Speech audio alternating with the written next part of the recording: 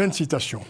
On reste dans la région ouest-africaine, avec la Côte d'Ivoire à présent. Nous allons parler des silences d'Alassane Ouattara, des manifestations qui se succèdent en Côte d'Ivoire depuis quelques jours pour contester l'inéligibilité de certains candidats à la présidentielle, des partis politiques de diverses obédiences qui se retirent de la commission électorale indépendante pour dénoncer son inféodation présumée au pouvoir, des foyers d'opposition spontanés qui se multiplient face aux partisans du pouvoir tout aussi actifs. Face à cette montée de tension, le président Alassane Ouattara a choisi le silence, voire une certaine forme d'indifférence. Alors Jean-Paul Leroux, on se tourne vers vous naturellement, puisque vous couvrez quotidiennement cette actualité. Comment vous expliquez cette posture adoptée par Alassane Ouattara? Est-ce de bonne politique? Et surtout, est-ce que cela peut durer indéfiniment? Bon, si cela peut durer indéfiniment, ça c'est de l'ordre de... Il faut être un extra-lucide pour voir. Mais pour l'instant... Est-ce possible que cela puisse durer ainsi encore pendant quelques temps? Non, au plus tard, le 21 juin prochain, le président Alassane Ouattara sera contraint de parler parce qu'il sera obligé de répondre aux sollicitations de son parti, de ses militants, par la positive ou la négative de candidater. Donc voilà aujourd'hui la situation dans laquelle est le président Alassane Ouattara. Est-ce qu'il y répond favorablement ou non? Mais ce sera le 21 juin lors de leur congrès. Mais dans cette situation actuelle, le président de la République de Côte d'Ivoire estime que son pays est aujourd'hui, après 15 ans de son arrivée au pouvoir, son pays a des institutions qui sont bien installées, qui sont fortes, qui travaillent, qui règlent les questions d'ordre social, politique, économique, tout ça. Donc il n'a pas véritablement besoin de parler. Lui, il est le maître des horloges, il est au-dessus de la mêlée. Mais ce qui pose problème dans cette situation, c'est que Alassane Ouattara est à la fois président de la République et président du RHDP. Donc du coup, quand ça l'arrange, le président de la République, il est au-dessus de la mêlée, il ne se mêle pas des affaires partisanes, mais des affaires des partis politiques. Oui. Et quand ça l'arrange une autre fois aussi, il intervient en tant que président du RHDP, mais son discours a plutôt prendre des relents ou prendre des valeurs de loi de la République, parce que c'est le président de la République qui a parlé. Quand des foyers d'incendie se multiplient, comme on l'observe actuellement, d'abord, juste avant de continuer, est-ce que vous êtes inquiet par rapport à ce qui se passe aujourd'hui, par rapport à l'actualité en Côte d'Ivoire? Par rapport à l'actualité en Côte d'Ivoire... Est-ce qu'il y a de quoi s'inquiéter? Il y a de quoi être un peu perplexe. Il y a de quoi être perplexe quand aujourd'hui on assiste à cette tentation que le pouvoir a d'exclure un certain nombre de personnalités de la course au pouvoir. Et quand on sait que le pouvoir exclut, parce que voilà, ça c'est quand même, je dirais... oui, c'est un commentaire que je fais, c'est une spéculation que je me permets. Oui, mais c'est une interprétation des situations, parce que est-ce que le pouvoir est à l'œuvre concrètement pour exclure des candidats? Parce que jusqu'à présent, en fait, tous les candidats qui sont exclus officiellement le sont parce que la justice en a décidé ainsi. Ce n'est pas le pouvoir en tant que tel, à moins que la justice n'existe plus en Côte d'Ivoire. C'est ce que je disais, Francis. Le président Alassane Ouattara, en 2016, quand tu mets en place une nouvelle constitution, il s'est débrouillé de sorte à faire que le président de la République, un président de la République peut être un chef d'un parti politique. Du coup, le fonctionnement de l'État se confond au fonctionnement du RHDP. Voilà une réalité qu'il y a aujourd'hui. Et quand on avance... C'est un parti-État alors? Tout à fait. Je crois que c'était un multipartisme. C'est un parti-État, je l'assume et je le dis. Je crois que c'était un pays... Et quand on arrive, prenons spécifiquement les cas un par un. Francis, regarde. Le cas de Laurent Gbagbo. Il y a la CPI, quand on sent venir les choses, qui va être libéré et acquitté, il y a un procès à Abidjan où il est co-auteur, il n'est pas l'auteur direct sur le fameux cas de la BCAO. Il est condamné à 20 ans. Mais les co-auteurs, là, les auteurs directs, eux, sont amnistiés. Ils sont tranquilles. Et le co-auteur, c'est lui qui n'a pas fait le truc. Il n'est pas amnistié. Voilà. Et entre-temps, durant ce procès, la BCAO, qui est la victime principale, dit qu'elle n'a été victime de rien du tout. Elle a fait un courrier pour dire que je n'ai pas vu. Cependant, il y a quelqu'un qui est condamné. Ça, c'est le cas de Laurent Gbagbo. Le cas de Charles Blé Goudé. Les mêmes raisons pour lesquelles il est poursuivi à ces pays acquittés. En Côte d'Ivoire, on se débrouille quand on sent que les choses vont finir. Il va revenir, on met un procès, on le condamne par contumace. Il revient, lui aussi. Pareil pour Guillaume Soro. Quand on sait qu'il se sépare du père, direct, on arrive... Oui.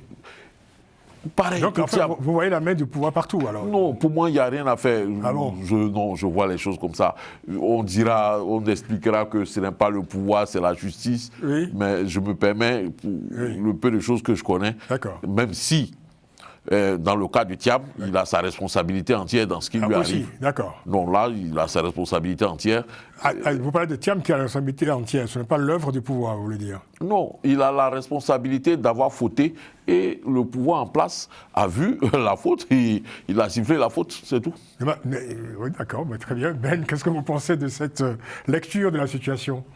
Bon, ouais, c'est un peu compliqué et surtout ce silence de cathédrale de Ouattara. Non, mais je demandais votre avis sur la lecture de la situation par Jean-Paul Auroux, qui voit la main du pouvoir partout et qui considère que c'est le pouvoir qui est à l'œuvre pour exclure des candidats potentiels de la course à la présidentielle. Au vu de ces explications, on pourrait les supposer parce que...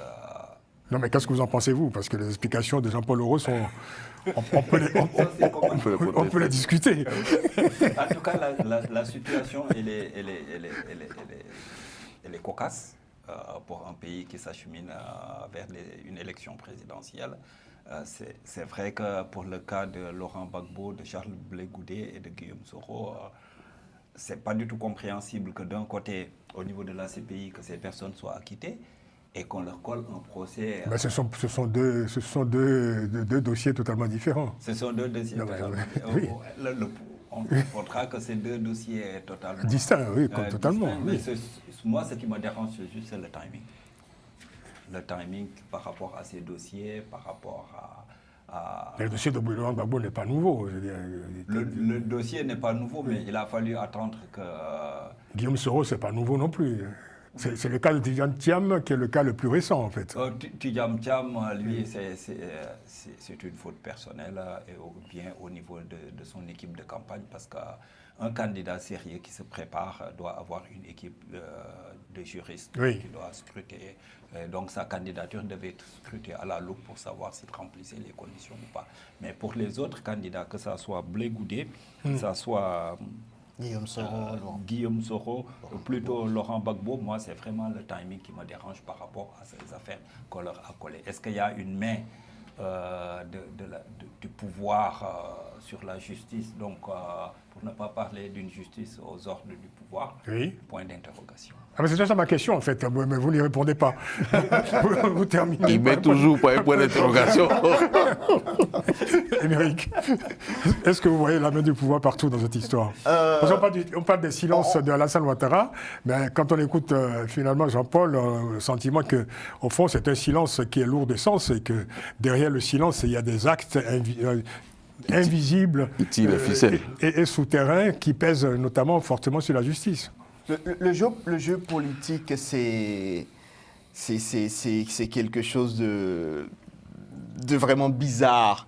Quand on se met à l'analyser, il faut regarder sur tout ce qu'il y a comme angle. La situation en ce moment profite à Alassane Ouattara, qui ne s'est pas encore déclaré candidat, parce qu'un duel Ouattara-Laurent Gbagbo, c'est un match de revanche qu'on jouerait. Et ça risque, pourquoi pas, de tourner au désavantage de Ouattara, ou ça risque même d'envenimer la situation, de nous ramener en arrière à une crise que les Ivoiriens sont en train d'oublier. Et ni Alassane Ouattara, ni la population ivoirienne n'a besoin d'aller à ces gens d'extrême. Moi, j'aurais préconisé... Alassane Ouattara n'est pas officiellement candidat. Il n'est pas officiellement candidat, mais pour le moment, vu qu'on a vu personne que le RHDP main devant pour être un dauphin, on est obligé de croire que Alassane Ouattara va tenter de briller. En janvier dernier, c'est la dernière fois qu'on a entendu parler d'ailleurs de la question préélectorale, il disait que une douzaine de personnalités au sein de son parti étaient en capacité de lui succéder. Voilà. Il n'a cité le nom de personne. Oui, enfin, il a parlé d'une demi-douzaine. Demi-douzaine, c'est déjà... Alassane Ouattara aime bien le silence. Les dernières élections, avant qu'il ne parle et dise non, je ne serai pas candidat, et on connaît ce qui s'est passé à la suite, il a fait peser un lourd silence sur l'atmosphère ivoirienne. Mais finalement, il a parlé. Son silence est une arme qu'il utilise. Aujourd'hui... Est-ce que cette arme est toujours valable dans la situation actuelle, à quelques 5 mois de la présidentielle ? Est-ce qu'il n'est pas temps qu'il sorte du silence en tant que chef de l'État et que voilà, il puisse porter sa voix pour calmer, apaiser la situation sociale, parce que aujourd'hui, voilà, on a le sentiment que le top chrono est lancé là pour les manifestations qui vont se multiplier au cours des prochaines semaines. Il joue sur un aspect sociologique. Les Ivoiriens, pour le moment, ne veulent pas revivre des affrontements. Oui. Donc, pour le moment, il se dit, j'ai pas forcément besoin d'apaiser. Personne n'a envie d'aller à des affrontements. Personne n'a envie de voir les choses dégénérer. Donc, je retarde ma sortie le plus tard possible. Il sortira, je pense qu'Alassane Ouattara sortira le plus tard possible. Et ça joue en sa faveur. Ça joue en sa faveur.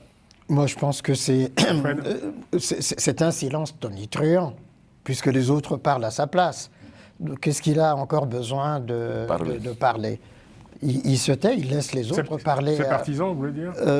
Non seulement eux, même l'opposition qui parle à sa place, en réalité, quand on manifeste, etc. Comme dit Torignon, c'est que ça lui profite en attendant. Il a quel âge, Alassane Dramane Ouattara? 83. 83. Laurent Gbagbo? Laurent Gbagbo va avoir 80 ans, je crois. Il est de 45. Oui, 80. Ouais, 80 ans. Okay. Donc il est temps quand même que les octogénaires laissent la place aux jeunes en Côte d'Ivoire pour que justement, puisqu'il y a des jeunes aussi valables.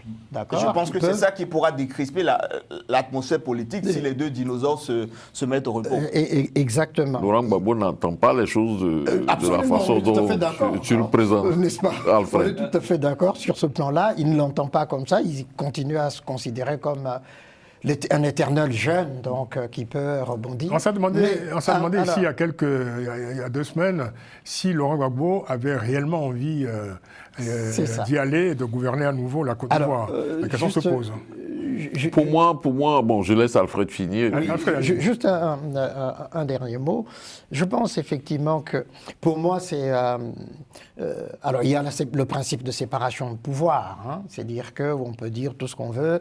Alassane Dramane Ouattara dira c'est la justice qui a décidé de ceci ou de cela. On n'a pas vu ma main, même si on peut soupçonner, etc. Donc il y a ce principe. Est-ce que vous soupçonnez aussi, vous? Non. Moi, je considère qu'il est vierge de tous les reproches. Vous laissez le soupçon à Jean-Paul. N'est-ce pas? On est sur ce plateau pour commenter l'actualité, donc je peux me permettre des commentaires. Vas-y, aie le courage de tes idées, Alfred. Donc, je dirais non. Mais en réalité, quel est l'intérêt qu'il aurait effectivement à faire que... Alors, moi, je mets à part le cas... C'est ça. Je laisse à part la question de Guillaume Soro parce que il a été condamné pour un certain... Et puis, il s'est allié avec... les gens de l'AES, enfin, il est parti de gauche à droite. Tu avais utilisé une belle formule la dernière fois, c'était encore quoi, Jean-Paul? Copulé. N'est-ce pas? Avec beaucoup, avec l'AES, avec ceci et cela. Donc, mais effectivement, pour, comment dire, Gbagbo, je pense effectivement que jusqu'à la dernière minute, pour moi, il n'a pas l'intention effectivement d'y aller parce que si on se souvient bien de ses propos, c'est de dire si ce n'est pas moi, il y aura quelqu'un d'autre, donc de son parti. D'accord? C'est à quel moment il a dit ça? Mais il y a plus de 3 semaines, plus d'un mois là. Si. Donc pour moi, je dis... il y a 3 semaines. Exactement. Il essaye justement de faire pression, pour pousser justement à ce que l'espace s'ouvre. Mais si ça ne s'ouvrait pas, il sait qu'il y aura... Et puis de toute façon, avec tous les partis politiques qui sont en présence, qui sont en train de vouloir compétir, là pour le moment, il n'est pas certain que le PPACI puisse être la locomotive de l'opposition. Hein. Il y a Simone et Yvette qui est là, etc. Afin Guessant. On va conclure sur le sujet avec vous, Ben. Moi, rapidement, à moins que Jean-Paul ait un mot à ajouter. Oui, j'ai un mot à ajouter. Après, c'est Ben. juste, en réalité, c'est un jeu de dupes entre Ouattara et Laurent Gbagbo. Ouattara qui est dans un ni oui ni non, un peu à la Macky Sall, Oui. qui va se déterminer en dernier. Est-ce que justement le fait qu'il se détermine, le fait qu'il se déclare, enfin qu'il prononce sa candidature ou sa non-candidature, ne pourrait pas désamorcer les tensions qu'on connaît actuellement sur... Effectivement, mais il attend de voir la suite judiciaire de tous ces cas. Et il y a également Laurent Gbagbo qui se met en avant, parce que tout le monde sait qu'il n'a pas l'intention d'être candidat, il est un peu fatigué, mais il a l'intention d'avoir son candidat à lui, et il se présente. Et Ouattara a besoin d'attendre ça avant de se prononcer. C'est un jeu de dupes auquel nous assistons, et je pense que Laurent Gbagbo veut se positionner en tant que chef de l'opposition pour être l'interlocuteur de Ouattara par rapport à la décision finale et à la présidence. Et pourtant, Jean-Paul, je pense que les Ivoiriens n'ont jamais eu autant besoin d'élections apaisées et surtout d'un climat social apaisé, quoi. Justement, voilà pourquoi... Vu le contexte régional. Vu le contexte aujourd'hui en Côte d'Ivoire, il est à noter que la Côte d'Ivoire a besoin, les Ivoiriens ont besoin d'apaisement, que ce soit au plan social, que ce soit surtout nos leaders politiques. Et j'ai tendance à dire, c'est lorsque les hommes ont arrêté de se parler qu'ils se sont mis à s'entretuer. C'est parce qu'en Côte d'Ivoire, à un moment, nous sommes arrêtés de nous parler, que nous sommes entretués. J'ai apprécié avec beaucoup de plaisir l'appel, la dernière sortie de Charles Blé Goudé, qui a appelé à un conclave. Il n'a même pas appelé à un dialogue politique, il a appelé à un conclave. C'est-à-dire, tant qu'une solution positive ne sort pas d'une rencontre où les dirigeants politiques... Dans ce conclave-là. Non, le conclave n'est pas obligé d'enfermer, mais on peut entamer une concertation permanente, si je peux me permettre l'expression. Mais pour venir sur l'action Pour conclure rapidement. Oui, rapidement. Pour moi, Laurent Gbagbo, je l'ai dit, je crois, sur ce plateau, sur notre émission, ce n'est pas forcément pour être président de la Côte d'Ivoire. Laurent Gbagbo est un homme qui tient à son honneur et à son nom. Pour lui, ce parcours-là qu'il est en train d'entamer vers la présidence, c'est sans doute pour que son nom soit lavé. Exactement. Il n'est pas un casseur, il n'est pas un braqueur, il n'est pas un voleur. Dans ce pays, on sait ce que Laurent Gbagbo a fait. Et il ne peut pas partir, quitter ce monde ou quitter la vie politique ivoirienne avec cette épithète qui est sur lui, Laurent Gbagbo voleur. Ça, il ne peut pas l'accepter, ses partisans ne vont pas l'accepter. Voilà pourquoi il l'accompagne dans ce cours. On aura certainement l'occasion d'y revenir au cours dans les prochaines éditions de Panel Hebdo.